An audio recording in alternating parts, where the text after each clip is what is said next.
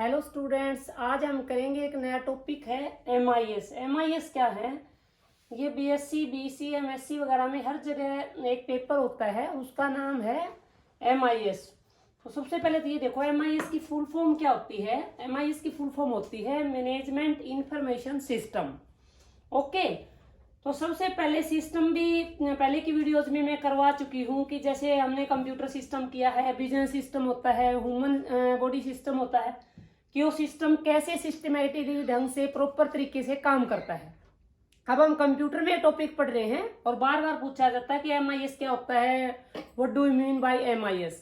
तो आपको बताना है MIS is the management information system. और अब इसकी को डिफाइन कैसे करोगे कि किसी भी इंफॉर्मेशन को ऐसी तरीके से सिस्टमेटिकली ढंग से मैनेज किया जाता है, उसी को हम बोलते हैं MIS, मैनेजमेंट इंफॉर्मेशन सिस्टम।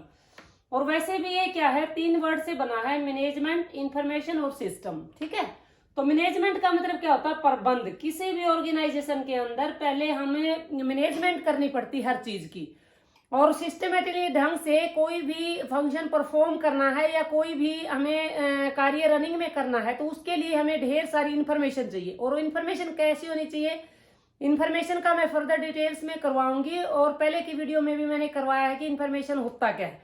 तो सबसे पहले तो MIS से पढ़ने के लिए होता क्या है, सबसे पहले हमें पता होना चाहिए कि कंप्यूटर में जो MIS है उसका मतलब क्या है, मैनेजमेंट इंफॉर्मेशन सिस्टम। की इंफॉर्मेशन को ही मैनेज किया जाता सिस्टमेटिकली ढंग से।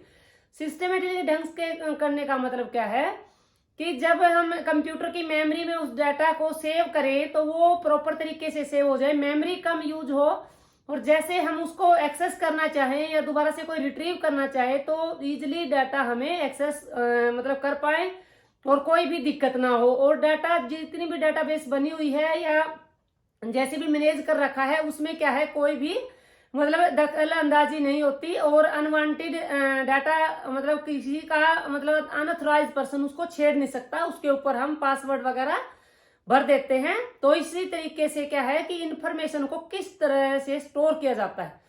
तो सबसे पहले तो इसमें हम पढ़ेंगे कि डाटा क्या होता है। डाटा पहले भी बताया मैंने कि कंप्यूटर में बार बार वर्ड यूज होता है कि सिस्टम में डाटा डाउनलोड कर लो, ये डाटा अपना डाल के सेव कर दो कि आगे में काम आ जाएगा जैसे। और फिर क्या होता है, डाटा का मतलब क्या होता है, raw concept. Okay, raw concept का मतलब क्या होता है कि वो फुल फ्लैश इंफॉर्मेशन नहीं होती, और जो डाटा प्रोसेस हो जाता है, प्रोसेस्ड डाटा को बहुत ही मीनिंगफुल तरीके से यदि हम दर्शाया जाता है सिस्टम पे या वैसे, तो हम उसको बोलते हैं इंफॉर्मेशन।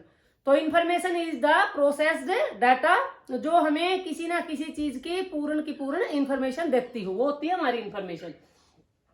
और सिस्टम क्या होता है कि सिस्टम के बहुत सारे सब सिस्टम्स या कंपोनेंट्स मिलजुल के काम करते हैं। जैसे कि ह्यूमन बॉडी सिस्टम है, उसमें क्या है कि जैसे बॉडी सिस्टम के कितने कंपोनेंट्स है, आईज है, आपकी नोजी है, आपके कान है, ये सारे पार्ट्स कंपोनेंट्स है और वो सब मिलजुल कर काम करते हैं। उसी तरह कंप्यूटर सिस्टम में भी कंप्यूटर सिस्टम के सब पार्ट्स बोले या सब सिस्टम्स बोले या उसके कंपोनेंट्स बोले, वो सब मिलजुल के इंटीग्रेट होके काम करते हैं।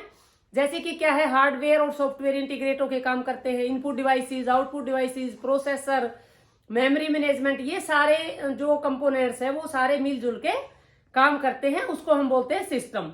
तो आपका इसका कंसेप्ट क्लियर हो गया, मैनेजमेंट इंफॉर्मेशन सिस्टम। और मैनेजमेंट कहाँ की जाती है, किसी भी ऑर्गेनाइजेशन के अंदर, किसी भी होटल के अंदर, किसी भी कंपनी के अंदर क्या होती है, हर चीज की। हम घर में भी अपनी हर चीज की मैनेजमेंट बना के रखते हैं। ओके, तो मैनेजमेंट बनाने के लिए हमें मतलब क्या क्या चीज की जरूरत पड़ेगी कि हमें प्लानिंग करनी चाहिए, मतलब स्टाफ डायरेक्शन होनी चाहिए, उसके लिए इंस्ट्रक्शन होनी चाहिए कि कैसे मैनेजमेंट करनी है। ओके, तो उसमें क्या है, जब कोई भी डेवलपर या हमारा सिस्टम एनालिस्ट सिस्टम को डेवलप करता है, तो उस सिस्टम को डेवलप करने के लिए, एनालाइज करने के लिए हमारे स्ट्रक्चर्ड एनालिसिस टूल्स होते हैं। टूल्स का मतलब ये अपने सभी बच्चों ने देखे होंगे, अपनी चाहे कार है या मतलब मोटरसाइकिल है या कोई और अदर इंस्ट्रूमेंट है, उसके साथ क्या होता है, टूल बॉक्स होता है। टूल बॉक्स से उस मशीन से रिलेटेड जो भी प्रॉब्लम आती है तो वो टूल हम यूज करके उसको हम ठीक कर सकते हैं। तो यहाँ पर भी क्या है कि जब एनालिस्ट किसी भी सिस्टम को डेवलप करने के बाद या नया सिस्टम डेवलप करता है, तब उसको क्या है, किसी बहुत सारे टूल्स की जरूरत पड़ती है, ठीक है। जैसे हम कोई भी चीज घर में भी कोई बना रहे होते हैं तो बहुत सारे टूल्स यूज किए जाते हैं, जैसे कि बिजली वगैरह के इंस्ट्रूमेंट होते, टूल्स होते हैं कि जो हमारा ठीक करनी है तो उसके लिए अलग अलग होते हैं टूल्स यूज करके, तब उसके हम कनेक्टिविटी या जहां भी से भी डिस्कनेक्ट करना है तो हम उसको यूज करके करेंगे। तो इसी तरह MIS में हम यूज करेंगे 4 टाइप्स के स्ट्रक्चर्ड एनालिसिस टूल्स होते हैं। उनमें से बेसिकली सबसे इंपॉर्टेंट टूल है जिसको हम बोलते हैं DFD, ठीक है। ये बहुत ही इंपॉर्टेंट टॉपिक है और ये मोस्ट इंपॉर्टेंट क्वेश्चन होने की वजह से बार बार क्वेश्चन पूछा जाता है कंपटीशन में। ये पूछा जाता है DFD होती क्या है, डाटा फ्लो डायग्राम, ठीक है। और जो हमारे थ्योरी के पेपर होता है उसमें भी ये मोस्ट इंपॉर्टेंट क्वेश्चन है, 16 नंबर का या 8 नंबर का ज्यादातर पूछा जाता है, डिफाइन DFD। और स्ट्रक्चर्ड एनालिसिस टूल्स में से मतलब DFD इंपॉर्टेंट है, उसके बावजूद भी 3 और टूल्स हैं, जैसे डिसीजन ट्री है, डिसीजन टेबल है, ठीक है। ऐसे ही हमारी स्ट्रक्चर्ड इंग्लिश है, वो सारे क्या है हमारे स्ट्रक्चर्ड एनालिसिस टूल्स है। मैं अभी आपको लिख के समझाती हूँ। तो अब देखो स्टूडेंट्स, स्ट्रक्चर्ड एनालिसिस टूल्स कौन कौन से होते हैं। DFD की फुल फॉर्म है data flow diagram. Number 2 data dictionary. Data dictionary क्या होता है, डाटा अबाउट डाटा के मतलब के अंदर, जैसे हमने डिक्शनरी वर्ड से समझ गए कि एक ही शब्द से रिलेटेड या एक पूरी की पूरी चैप्टर से रिलेटेड बहुत सारी इंफॉर्मेशन हमें डिक्शनरी में मिल जाती है। इसी तरह क्या है डाटा डिक्शनरी यूज की जाती है। एनालिस्ट क्या करता है, डाटा डिक्शनरी यूज करता है जिसमें सिस्टम से रिलेटेड सारी तरह का डाटा उसमें इंक्लूड किया जाता है। स्ट्रक्चर्ड इंग्लिश यूज की जाती है, डिसीजन ट्री और डिसीजन टेबल। ये भी हम डाटा इकट्ठा करके जो इन्फॉर्मेशन कलेक्ट करते हैं उसके ऊपर अप्लाई करते हैं। तो ये हमारे क्या है स्ट्रक्चर्ड एनालिसिस टूल्स। तो आज हम क्या मैं डिटेल में क्या करवाऊंगी आपको कि DFD क्या है, data flow diagram. Data flow diagram बनाने के लिए पहले हम एक डायग्राम बनाएंगे, उसके थ्रू आपको पूरा अच्छे से समझ आ जाएगा। जैसे कि रेलवे रिजर्वेशन है या बैंकिंग सिस्टम है या यूनिवर्सिटी सिस्टम है या कोई ऑर्गेनाइजेशन का सिस्टम है, उसको हम डाटा फ्लो डायग्राम से कैसे डिफाइन करेंगे और कैसे समझने में आसानी हो जाती है यदि हम डायग्राम बना लेते हैं। ओके, तो अब देखो मैं डायग्राम बनाती हूँ। तो सबसे पहले DFD बनाने के लिए हमारे पास DFD सिंबल्स होते हैं। जो हम डायग्राम बनाएंगे DFD का, डाटा फ्लो डायग्राम का, किसी भी सिस्टम का, तो उसके में हमें समझने में आसानी रहेगी कि कौन सी चीज किस चीज को रिप्रेजेंट कर रही है, ठीक है।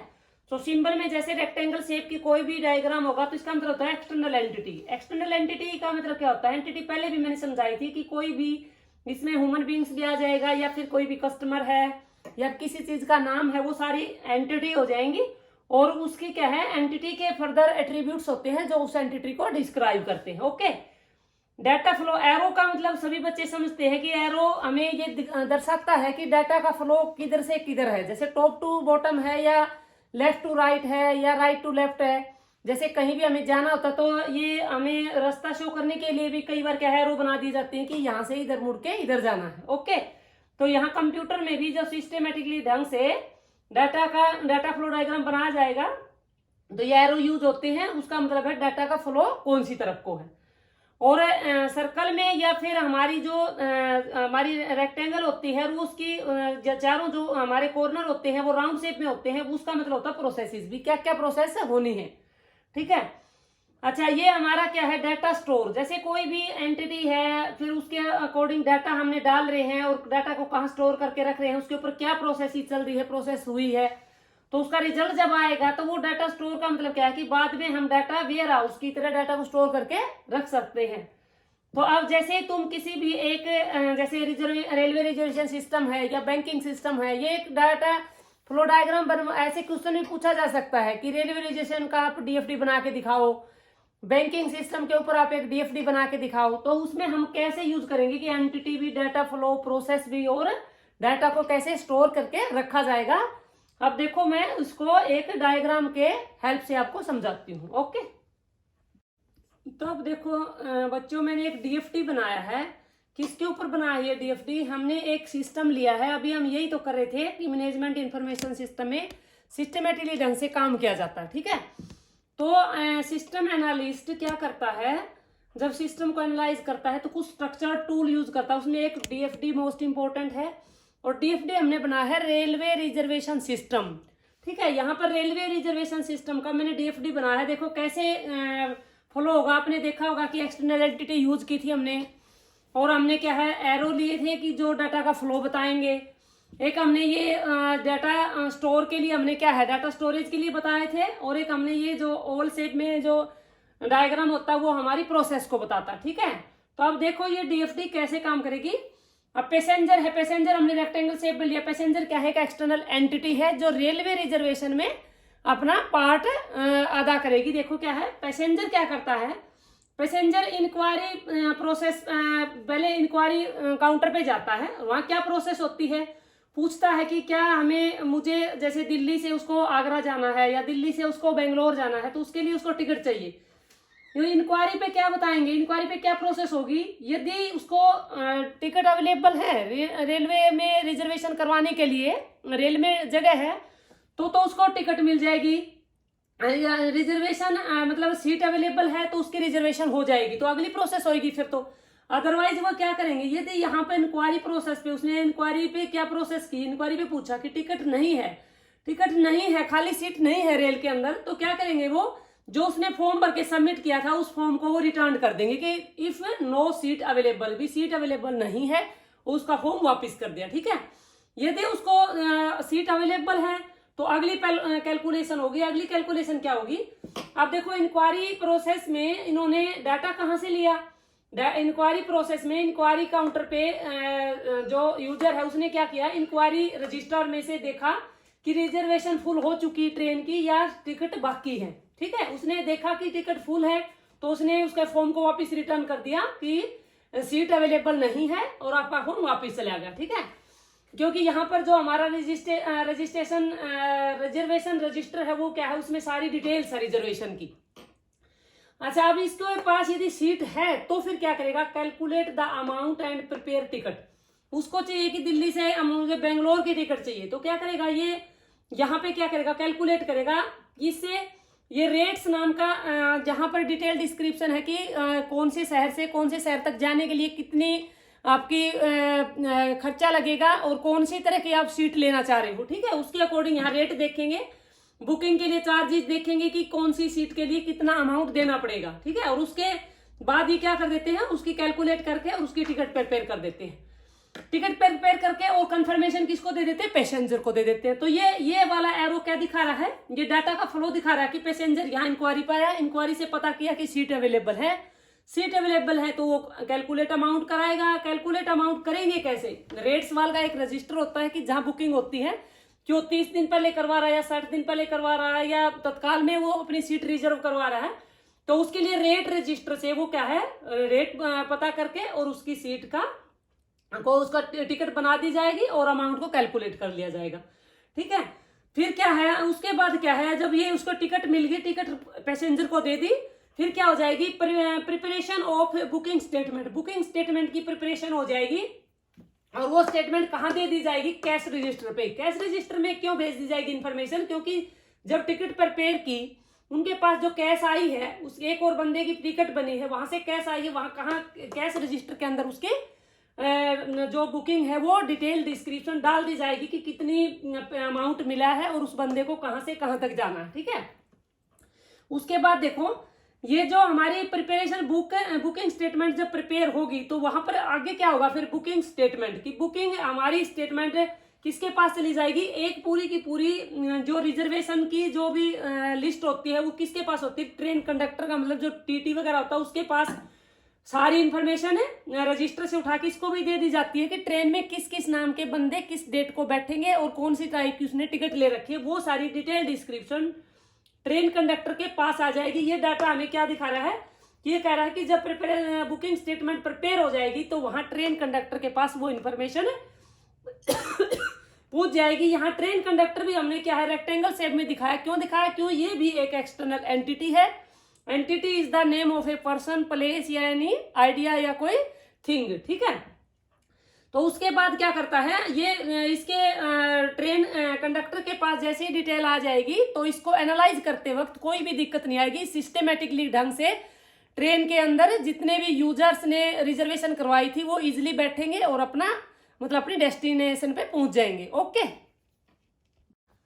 अब देखो बच्चों, ये हमारा जो रेलवे रिजर्वेशन सिस्टम है, अभी मैं बात ही कर रही थी कि सिस्टम पे बात चल रही है यहाँ पर, मैनेजमेंट इंफॉर्मेशन सिस्टम। तो इसमें कैसे इंफॉर्मेशन को प्रोसेस किया गया है और कैसे एक डीएफडी के मतलब हेल्प से इसने एक रेलवे रिजर्वेशन सिस्टम को डिफाइन किया है। तो हमने जब भी डीएफडी बनानी होती है तो हमें 4 चीजें यूज करनी होती है: external entity, data registers, process, ठीक है, और ये हमारे एरो जो है डाटा का फ्लो बताते हैं।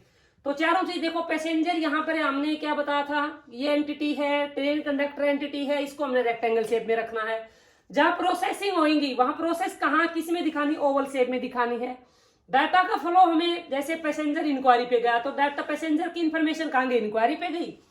इंक्वायरी पे सीट अवेलेबल नहीं मिली, इंक्वायरी ने यहाँ रजिस्टर रिजर्वेशन रजिस्टर के पास पूछी, तो ये पी हमारा क्या है, जो हमारे रजिस्टर्स एंड डाटा स्टोरेज की वहां से डाटा फ्लो हुआ है दोनों तरफ। क्योंकि एक बार इंक्वायरी ने पूछा कि रिजर्वेशन के लिए सीट है, उसने कहा यस यस, तो फिर क्या करेंगे कि उसके आगे उसको सीट दे दी जाएगी, ठीक है। तो इस डीएफडी की हेल्प से हम बहुत ही अच्छे तरीके से railway reservation system, banking system, कोई भी ऑर्गेनाइजेशन सिस्टम हम बहुत ही अच्छे तरीके से कंप्यूटर में प्रिपेयर कर सकते हैं। और ये बहुत इंपॉर्टेंट क्वेश्चन है, बार बार मतलब कंपटीशन में भी, और बेसिकली जो एग्जाम होते हैं यूनिवर्सिटी वगैरह के, वहां पे ये क्वेश्चन बार बार रिपीटेशन में पूछा जाता है कि डिफाइन डीएफडी, डीएफडी होता क्या है। ओके, तो आज के लिए यही ठीक है। अगली जो स्ट्रक्चर्ड एनालिसिस टूल्स के 4 पार्ट और बच गए, मैं वो नेक्स्ट वीडियो में आपको करवाऊंगी।